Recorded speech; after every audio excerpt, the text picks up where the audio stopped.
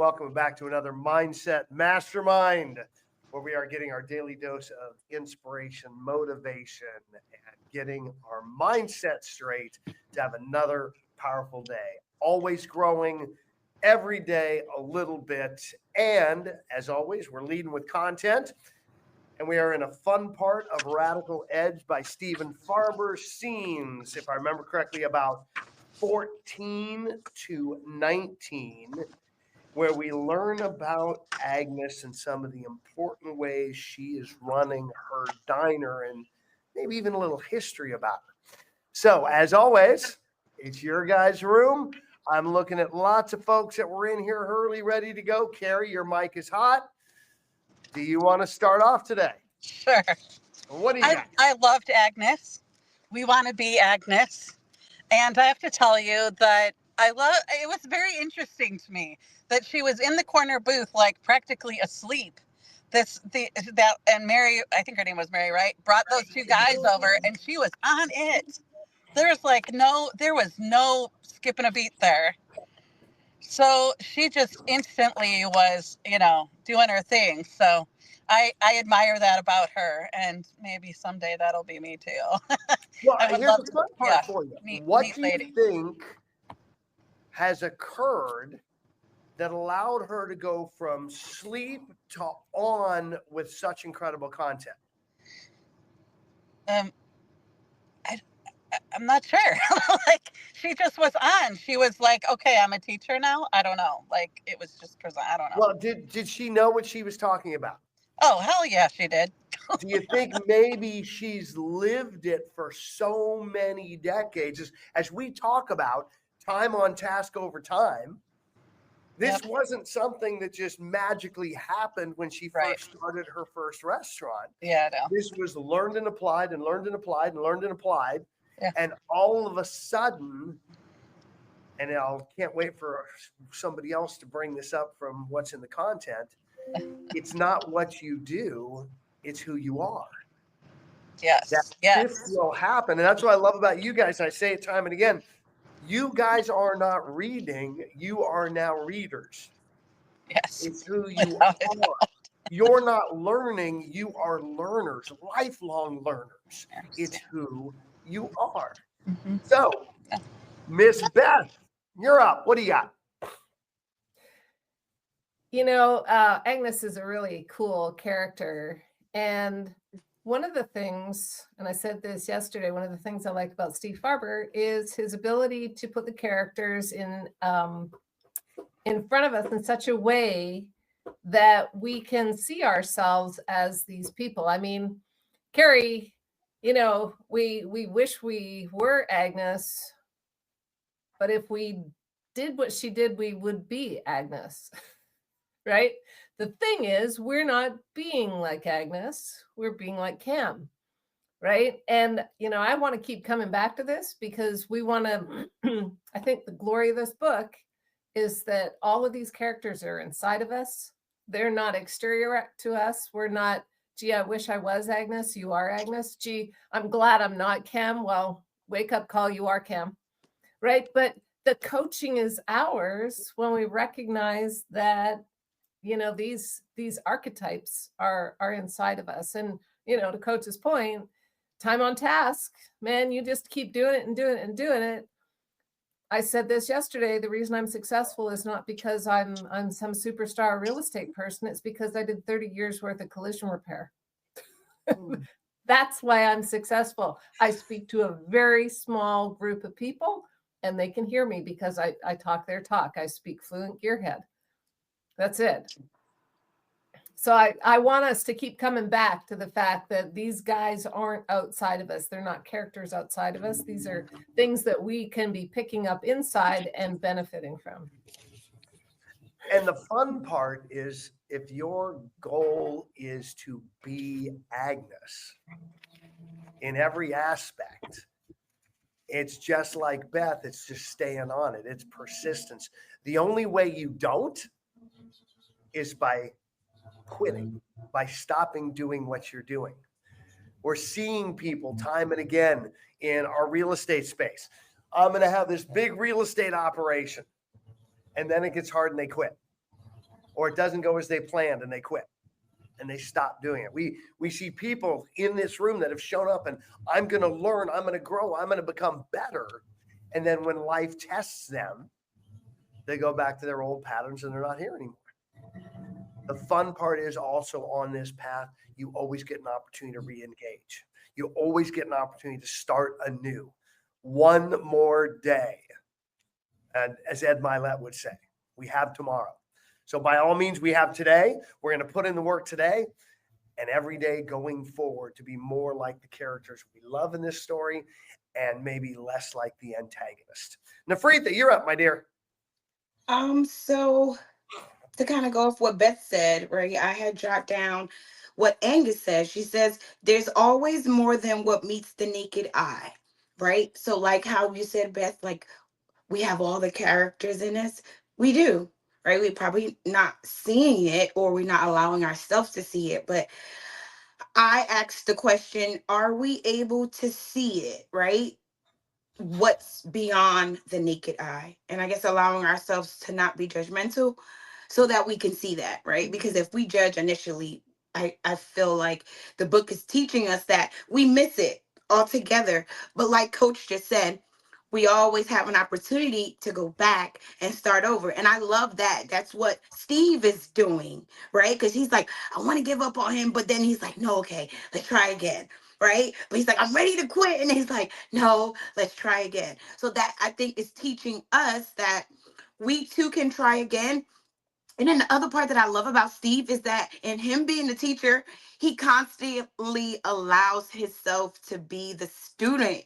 And I was like, dang, like that is so amazing because he knows when to speak, but then he's so ready to take notes. Like he's so ready, like, tell me more. Like he's ready for Angus to just keep on talking. And so I, once again, asked myself, how do I be a teacher and still allow myself to be a student in every moment, in every space, right? And then another thing I wrote down was I love what Mary Ellen said about her ability from time over task, right? The constant practice of her being able to scan the room or scan the client, the customer, and know what they want to drink. Like she's like, oh, you want a Diet Coke and another one want black coffee. And it was like, she was right on point. And even the whole joke about the left-handed cup factory thing, right? But she says, I'm wrong just as I am right, but it doesn't stop me from guessing. And so like that was like, ooh, how many times we try a thing and we're not right and it makes us feel like, you know what, I'm not going to do this again. But instead, Mary Ellen is like, it's okay if I'm half wrong, but I'm half right. And she's like, no matter what, I'm going to still keep trying and putting my best foot forward. And I thought that was a great thing to take away. Every one of them has a nugget to bring to the table. And again, Mary Ellen in that servant attitude, that servant energy of taking this position of loving everybody. Man, what a powerful element in there. Celeste, you're up, my dear. I am extremely grateful for having just finished reading this book. And why? It's because I went to my business networking Christmas gathering last night at a restaurant, and we had a small group. There was probably maybe 10, 12 people, not too many. But what happened was really a powerful change in the way maybe I'm seeing it. And that is, I came to the party not with stories of my own, but questions to ask to get to know the members that were there better. And we even stayed. I mean, my initial thought was I'll be there till maybe 7:30 or 8. I didn't leave until past 9 because we just sat and talked and we got to know each other. And I thought to myself, I don't know in the past if I would have stayed as long, because I would have been more of the surface level kind of chat. And this book has changed, this book has changed my willingness to say, wait a minute, this is the time. I really want to get to know these people so I understand what makes them tick. And, their story, as we get to know people, the stories of who they are when you think you know them, and then you learn more about them, and you say to yourself, this is power. Not power in a negative way, like I'm not going to use it against them, but I feel differently about how I am with them. And that's the power. It's a wonderful power. I mean, I feel like a little fairy godmother that is just like, ta-da! And I really think my relationships with them will just be that much better because of taking the time to get to know them and being in the same space. By the way, wasn't that kind of your brand we were playing with a year ago? I don't The remember. fairy godmother of real estate. Oh, yeah, definitely. Yeah, we got to get that back. I miss seeing It's on those her videos. signature.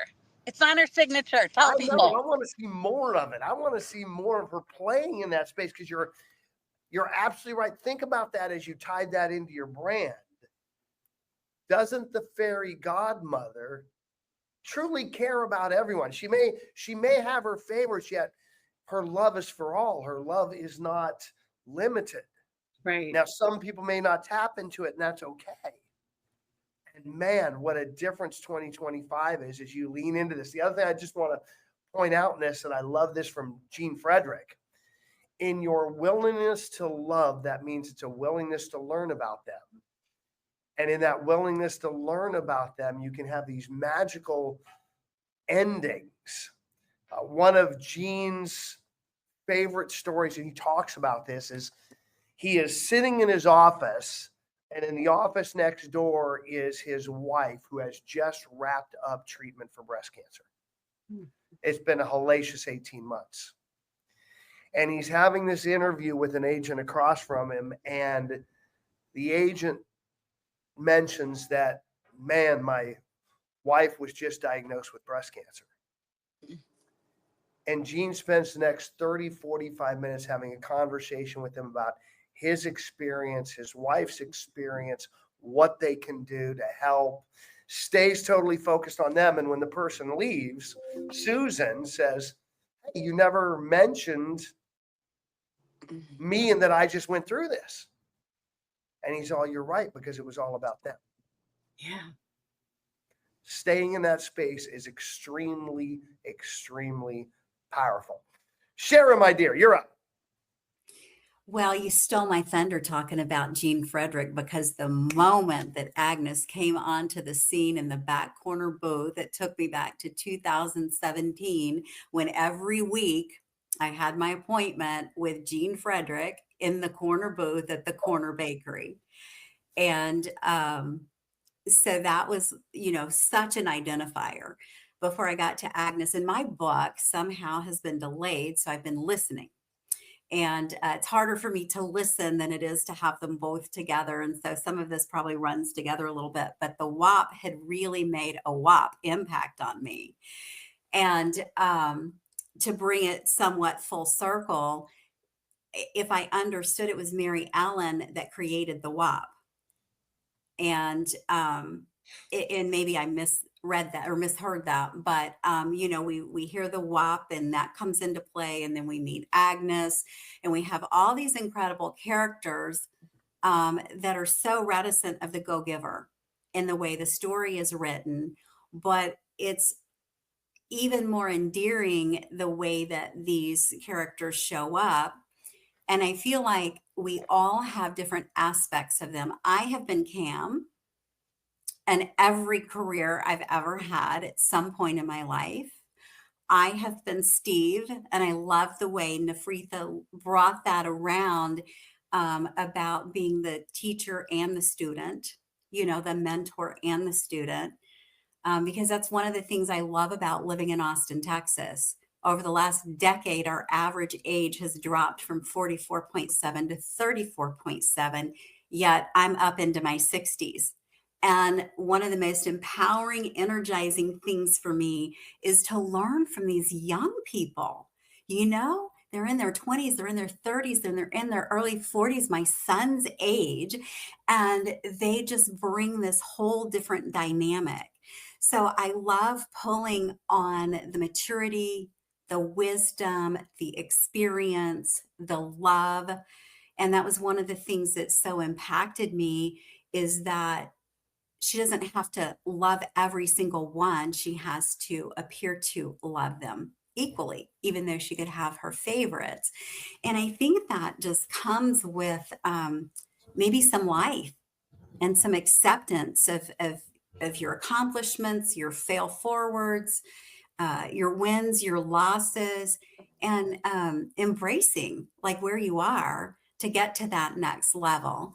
So, and each one of you, some of the things that you shared just have so impacted parts of this story. So I'm like dying to get my hands on the book, because I get so much more when I'm highlighting and writing, and my notes are in there and everything. And I'm like, where is my book? But listening, especially with some of the voice inflection, when you're emulating a 90-year-old woman, it's just like I feel like I'm living it. And so anyway, the impact has been tremendous. I see myself in each one of the characters at different times in my life, and even on a day-to-day basis. So it's a reminder, right? Be the teacher, be the student, accept people for where they are, listen to the questions, or ask the questions, listen for the answers, and observe. Use your eyes. We have 2 eyes, 1 mouth, 2 ears, 1 mouth. There's a Sherry, lot you of just fun in this section around that loving. And I know I've got a lot of folks that want to chat. So there's things I want to make sure we get in here today. And I'm watching for it. So Miss Nafritha, you were next up. So thank you so much, Sharon, for bringing Be a Go-Giver. I don't know. I've never heard that before. So I wrote that down. Being a go-giver. So one of the things I love, it says, do what you love in the service of people who love what you do. Wait, once again, like I was listening and writing it down. I don't know if I said that right, but do what you love in the service of people who love what you do, or something like that, right?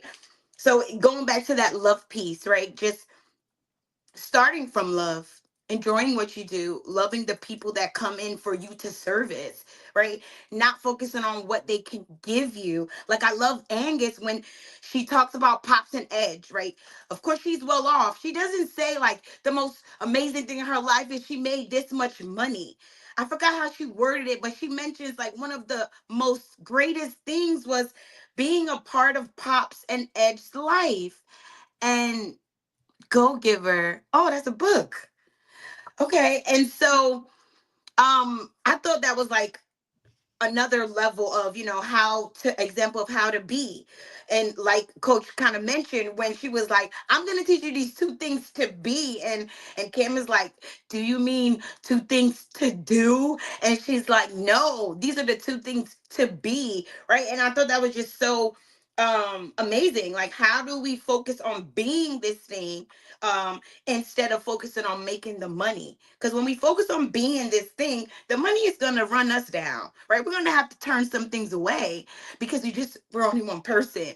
But it's like the mindset for me was so amazing. And I love Angus, how she, even when they were making fun of Cam about the left-handed cup factory, and he's like, it wasn't even a thing, and she's like, no baby, like that's not a thing. But as she noticed that it offended him, she took accountability, she apologized, and then she continued. And I thought that was another learning lesson too, right? Like she showed humility in the whole experience, in her fascination in Cam. Because she later on says, like, she's so fascinated with Cam, that's what allowed her to continue to, be involved or engaged in it. And so I thought that was so great. Like, how could we, you know, probably be stern or be assertive or whatever, but still do that with humility. I thought that was like a cool trick that she utilized right before our eyes in the midst of all what was going on. Well, one of the things you hit on that I want to kind of share a bit of a story on is this concept. In fact, it's come up twice now of loving on everybody. And you don't have to love them. You have to act like you love them and build that into your business model. I, as many of you know, was in the home inspection space in Sacramento and ran the largest home inspection company there. So we have, in a home inspection business, we have the client, which is the buyer, and then we also have the customer, which is the real estate agent. And believe it or not, the customers can be real difficult. When you're serving just real estate agents, like the people in this room and all the people we get and interact with, it can be an interesting challenge. And I had one of my inspector meetings where I had everybody at the table and there was complaints flying, and one particular agent that this guy was just drilling in on, this inspector was drilling on what a pain in the ass he was. And my interruption was this: absolutely. And he's our pain in the ass. How do we love on him?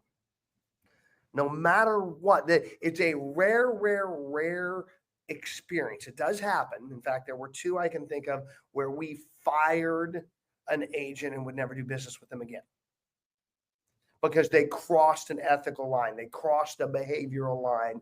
Specifically, they made my staff cry. And I would always do battle for the ladies in the office who made mistakes happen. And yet, time and time again for you guys, how can you, in everybody you're interacting with, have that same attitude that if you're having a difficult client, okay, they're difficult and they're my difficult. So now how am I going to love on them? How am I going to help them? I can't wait to see how that manifests itself for you guys over the next 12 months. And you're up. Oh, yeah. You know what? In line with what you're saying there, Coach, I heard as you were saying it, fake it till you make it too, right? Like if we fake it, loving on everybody until we make it, it makes us more lovable to them, which makes them behave in ways that are easier to love. So it's like this, it's this ever growing cycle. So Nafritha, you were reading and I did a double take on it too, because I highlighted both of the ways that this was said in the book because they're different and they're very important. One of them says, it's from, I believe, the first book, do what you love in the service of people who love what you do. And it made me think of Celeste, right? Like this comes back to our branding. Like if you love being the fairy godmother and you put that out everywhere in your world, people who love that will flock to you, right? So that's getting into the branding of it. But then there's how we are in the world. And it says, and this is from Agnes, it says, Cam, by doing what you love in the service of people you love, who in turn love what you do for them, it takes the whole thing full circle, right? And we don't necessarily need to love everybody that we're doing this work for. But Coach, you talked about not loving, but taking care of the people that worked, your staff at your company, taking care of, like that Agnes loves the people who work in her business, and they in turn love the people who are sitting in those chairs right now in this moment. And so it's this cycle. So I think you're muted, Russ. Yep. Hold on, client. I got a list of folks I want to make sure we get that haven't spoke up yet. I see lots of you have more comments. That being said, loving your people. Think about that with your organizations. I think each and every one of you in this room that have been with me know I love all of you. I love the people that you love on. I want to keep this flowing, which is why Farber's work comes in every single year. The original book, Radical Leap. LEAP is an acronym of the important things in leadership, the first one being love. We're learning it a bit here in Radical Edge. No, his most recent book is called Love is Just Damn Good Business. We don't leave our hearts at home when we go to the office. We don't leave our hearts at home when we sit down with a consumer. So let's just acknowledge that and lean into it and love on them. So, Justin, brother, I know you've been waiting. You've been coming in and out. And then, client, I've got you as well. What do you both have? Let's start with you, Justin. So I love that a variety of the things that I've underlined and highlighted have already been spoken into the room. I'm going to go back to one of the very first things, though, and there's one sentence inside that area, and Nefrita talked a lot about, where I think this is Agnes. So she went on to explain Rosenbluth's story. That kind of observant, do it for the customer before they ask approach is just the way we do business here at the Wake Up Call. I've done it that way my entire life, and that's 90 plus years. That's on page 50. I think that's ties back into, and I was looking at some of the comments in the chat. The first comment Carrie mentioned something about an experience. In different rooms, there's been a common theme, at least it's in my RAS or whatever, about creating an experience, an open house experience. And I think that really comes from a place of being. And it's awesome how all these things come from the other books, but this is like a different angle on it. So you could do the same activities that every other agent does, or every other restaurant does, or what have you, but by mixing the love or care for your clients and that behavior into it, I think that makes a big difference in the shift from doing to being. So that's been super cool. And I've read a little bit ahead, and it seems like the next handful of sections really, and I'm not going into those, but this is like the foreshadowing of them, eliciting or bringing that out in Cam, the difference between doing and being, which I think also somebody said about the difference between doing and being here.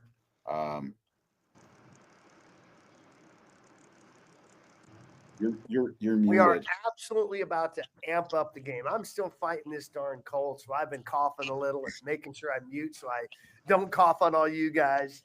That being said, man, client, I know we're running long, and at the same time, I want to honor that you had something to bring to the table, brother. So what do you got? Take us home.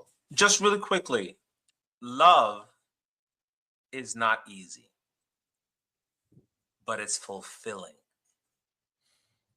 And so as we go through this thing, as we love on people, as we help them to do their major goal in life, remember, it's not going to be easy. It's going to be crazy sometimes, but it's fulfilling. And even if they do not respond back in kind, that's not on them. I'm sorry, it's not on you. It's on them. Continue to love, enjoy loving, because love comes with enjoyment. Let's not forget that. That's it. Well, I think that is worthy of being written down, that love is not easy, but it is fulfilling. What a great way to wrap up today, guys. Man, hey, I love you. It is Thursday. One of the other places I love on you that's fulfilling to me is getting you financially free. So today we do have our financial freedom conversation, noon to 1 o'clock Central Time. And then from 2 to 5 Central Time, we are back in here having our lead gen conversations, having our follow-up conversations, working on the actual activities of real estate, or of lending or of whatever business you're in. Because if you're in sales, you are paid in direct proportion to the number of conversations you have. And then it gets bent. That curve gets bent by the quality of the conversations. Let's get quantity going first. I'll help you guys with the quality. I look forward to seeing you today on the financial side, right here in the Renegade Room, and then afterward in the conversation time. Love y'all. Can't wait for tomorrow. 6 more scenes, and this is where it really starts getting intense. Can't wait for you to jump into this next section on gratitude and maybe even some fulfillment. To what Yes, chapter? Ann, I can see it on your lips. To which one? I'm sorry, I lost track. So we are starting on number 20. Okay, We'll so probably 26. wind up getting through 25. That's my 25. goal. 20 to 25. And so we'll be wrapping this up probably by next Thursday at the latest. So I've really got to have some fun. Hey, Russ, Yeah. before you leave, can you give everybody the 3-book list that you gave me yesterday so that Well, we I can gave you this as pre-purchase? one. I'm going to give the 4-book list. Okay. Next, we are doing, because I got a little confused,